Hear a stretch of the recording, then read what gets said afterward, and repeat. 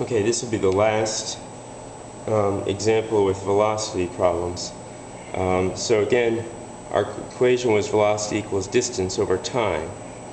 And we find that if your unknown, so if your unknown is velocity, you can just use that.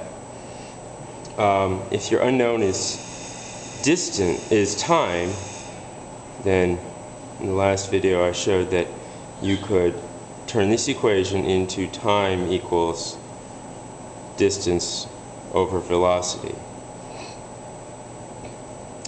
The third example is, suppose distance was your unknown.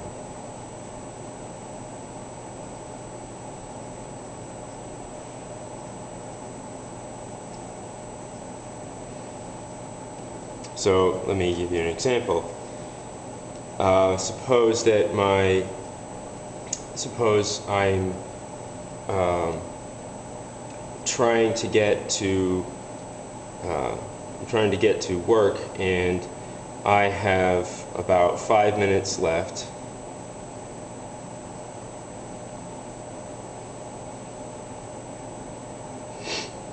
And my velocity is 60 miles per hour. I'd like to know whether I can get to work or not on time. So I can use velocity and the time to figure out how far I'm going to be able to go in the next 5 minutes.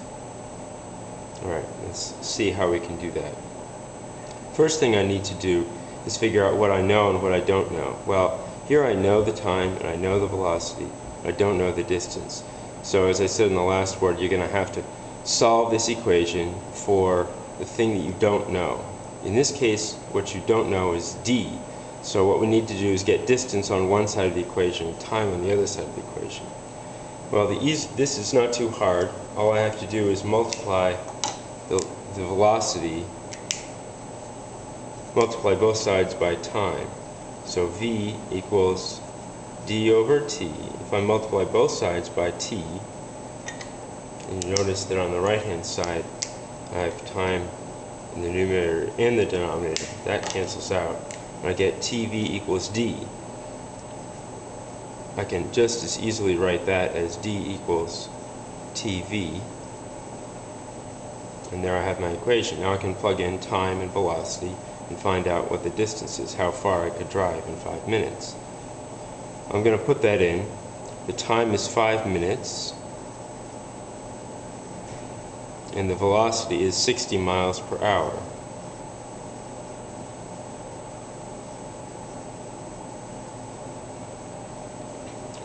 Now I have a little problem though, which is that I've got minutes here and hours there. So I'm going to have to do some kind of a change in order to get the same unit here and here, because I'd like the units of time to cancel out so that I'm only left with the unit of distance. So how do I do that? Well, I can either change the minutes to hours or I can change hours to minutes. It turns out it's a little easier to change hours to minutes. So I can write 1 hour equals 60 minutes. Okay.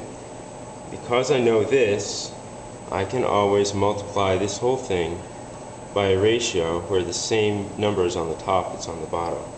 What I'm going to put on the top is hours, so that it'll cancel out with that hour. And what I'm going to put on the bottom is minutes, because that's the unit I want. I'm trying to get rid of the hours and replace it with minutes. Now I better put the same value here as I have on the bottom. So 1 hour is the same as 60 minutes. Okay, now I can do some math. 5 times 60 divided by 60. Well, 60 divided by 60 is easy. That's just 1. So the number that I get as a result of this is just 5. 5 times 60 times 1 divided by 60. I can check to make sure that's right. Now I've got units. What happens to my units? Well,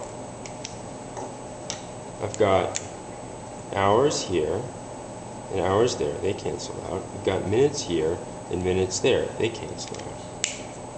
So the only unit I'm left with is miles. So that means that in 5 minutes, if I'm driving at a velocity of 60 miles per hour, I will have driven 5 miles.